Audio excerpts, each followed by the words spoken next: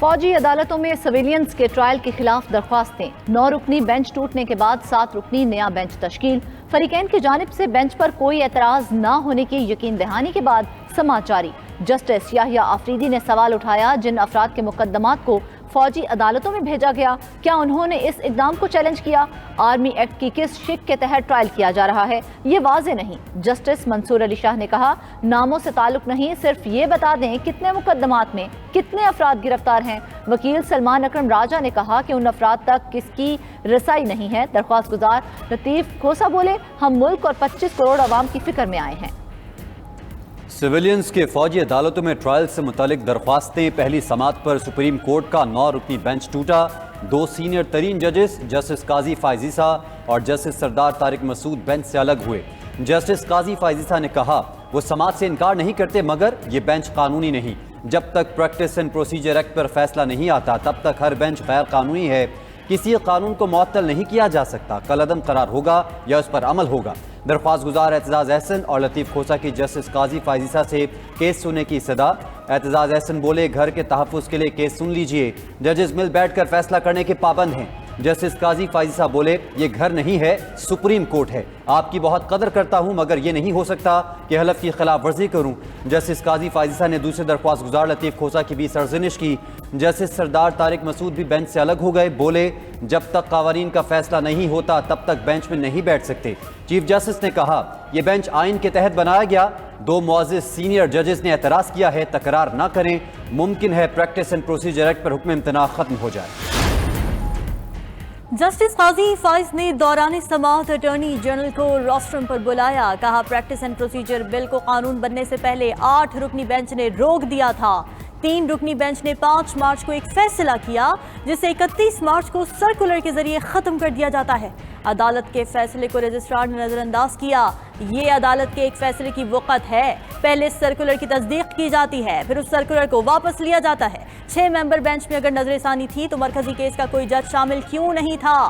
Justice قاضی فائز مزید بولے، practice and procedure قانون کے مطابق بینچ کی تشکیل ایک میٹنگ سے ہونی ہے۔ ہر جج نے حلف اٹھایا ہے کہ وہ آئین اور قانون کے تحت سماعت کرے گا۔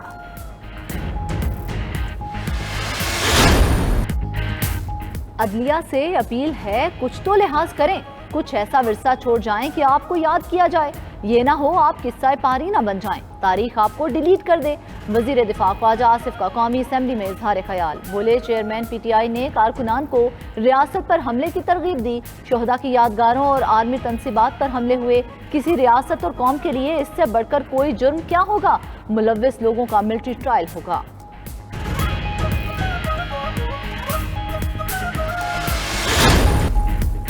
وزیر اعظم شہباز شریف کی پیرس میں M D I M F سے ملاقات، ملک کے معاشی استحکام کے لیے کیے گئے اقدامات سے آگاہ کیا۔ بولے، نویں جائزے کے لیے آئی ایم ایف کے تمام اہداف کو پورا کر لیا، دیگر وعدوں پر بھی عمل درآمد کے لیے پرعزم ہے، امید ہے آئی ایم ایف مختص فنڈز جلد جاری کرے گا۔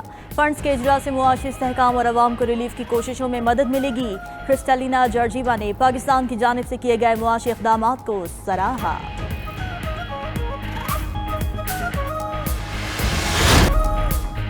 چینی کمپنی پاکستان میں $3.5 ارب سرمایہ کاری کرے گی۔ نیوکلیئر کے شعبے کو فروغ ملے گا اور سستی بجلی پیدا ہوگی۔ وفاقی وزیر خرم دستگیر کا کہنا ہے، گزشتہ 4 سال میں سی پیک پر کوئی کام نہیں ہوا۔ حکومت کے اقدامات سے سولر سسٹم کی قیمتوں میں کمی آئی، ملک میں سولر انڈسٹری لگنے سے سولر سسٹم مزید سستا ہو جائے گا۔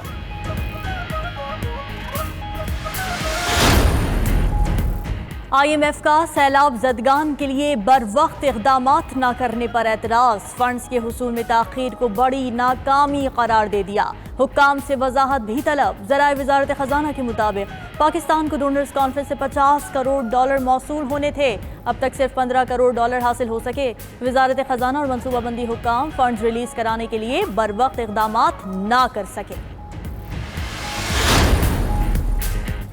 یونان کشتی حادثے کو 8 روز گزر گئے، سینکڑوں پاکستانیوں سمیت متعدد افراد کا تاحال کچھ پتہ نہ چل سکا۔ 92 نیوز کی ٹیم یونان پہنچ گئی، براہ راست کوریج میں تمام حقائق عوام کے سامنے لانے لگا۔ کشتی ڈوبنے کے بعد اٹلی سے آنے والی لگژری کشتی نے انسانی ہمدردی کی بنیاد پر لوگوں کی مدد کی۔ عملے اور مسافروں نے مل کر کوسٹ گارڈ کے ہمراہ 104 افراد کو زندہ اور درجنوں لاشیں نکالی۔ بچ جانے والوں میں شامل گجرانوالہ کے حمزہ نے کہا، ریسکیو ٹیم کشتی کو ڈوبتا دیکھتی رہی، ایسا لگتا ہے جیسے یونانی ریسکیو ٹیم نے پلاننگ کے تحت سب کو ڈوبنے دیا۔ دوسری جانب یونانی حکام کا بچ جانے والے 12 میں سے 4 پاکستانیوں کو انسانی ہمدردی کی بنیاد پر ملک میں پناہ دینے کا فیصلہ۔ یونانی کشتی حادثے کے بعد لاپتہ افراد کی تعداد بڑھنے لگی، مزید کئی فیملی سامنے آ گئیں۔ حالیہ سے یونان کشتی حادثے میں لاپتہ ہونے والوں کی تعداد 10 ہو گئی۔ رتی پنڈی کا شاہد فاروق مئی میں گھر سے نکلا، اہل خانہ سے 9 جون کو آخری بار رابطہ ہوا۔ گجرات میں لاپتہ افراد کے لواحقین کی بڑی تعداد مقدمات درج کروانے FIA آفس پہنچ گئی۔ ادھر پاکستانیوں کو غیر قانونی طور پر بیرون ملک بھیجنے والوں کے گرد گھیرا تنگ۔ میرپور آزاد کشمیر سے مزید 2 انسانی اسمگلرز گرفتار، تعداد 14 ہو گئی۔ کشتی حادثے میں 12 پاکستانی زندہ بچے، 84 افراد کی لاشیں نکالی جا چکی۔ ترجمان دفتر خارجہ ممتاز زہرا بلوچ کی بریفنگ، کہا شناخت کا عمل DNA سے جاری ہے۔ وزیر خارجہ نے معاملے پر یونانی ہم منصب سے بات کی۔ رواں ہفتے روسی ڈپٹی وزیر خارجہ نے پاکستان کا اہم دورہ کیا۔ دونوں ممالک کے درمیان 2 طرفہ تعلقات کے فروغ پر اتفاق کیا گیا۔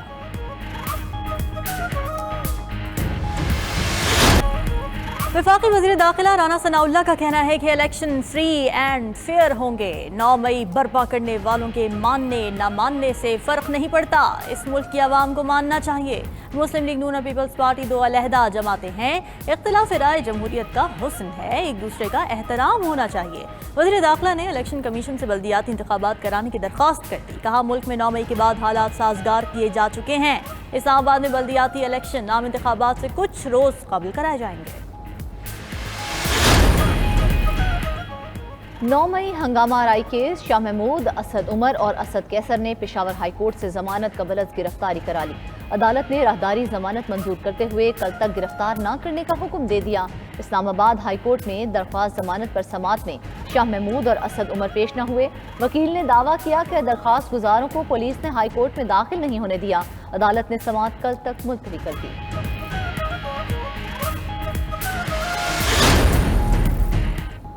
اسلام آباد ہائی کورٹ نے توہین الیکشن کمیشن کیس کا حتمی فیصلہ دینے سے روک دیا۔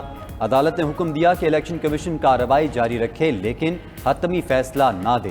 فواد چودھری کی درخواست پر الیکشن کمیشن سے جولائی کے پہلے ہفتے تک جواب طلب۔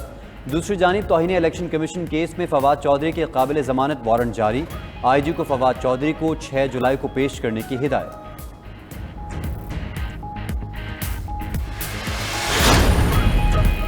وزیر اطلاعات سندھ شرجیل میمن نے Peoples bus service mobile application launch کر دی۔ افتتاحی تقریب میں بولے، پیپلز بس سروس کی تمام معلومات ایپ میں دستیاب ہوں گی۔ پیپلز بس سروس کو دیگر شہروں تک بھی بڑھایا جائے گا اور کارڈ سسٹم بھی جلد متعارف کروایا جائے گا۔ مزید کہا، صرف الیکشن کی بات نہیں، عوام کو ریلیف بھی پہنچانا ہے۔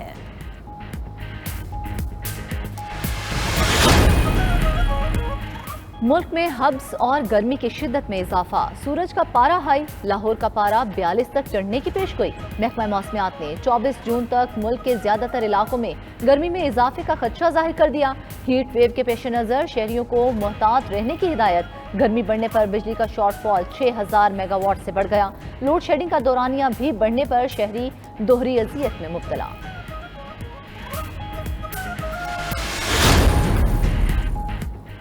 نگراں وزیر اعلیٰ پنجاب محسن نقوی کی زیر صدارت کابینہ اجلاس۔ محسن نقوی نے واضح کر دیا کہ IG پنجاب ڈاکٹر عثمان انور کہیں نہیں جا رہے، نہ ہی ان کو تبدیل کیا جا رہا ہے۔ مزید بولے، بجٹ میں پورے پنجاب کے منصوبے شامل ہیں، ہیلتھ کارڈ بھی ختم نہیں کر رہے، اس کے غلط استعمال کا سدباب کیا جا رہا ہے۔ پنجاب کابینہ نے 5 ایکڑ اراضی کے مالکان پر زرعی انکم ٹیکس لگانے کی تجویز مسترد کر دی۔ پنجاب میں IT کے کاروبار، تعلیم اور ٹریننگ پر تمام ٹیکس اور ڈیوٹیز بھی ختم کر دی گئیں۔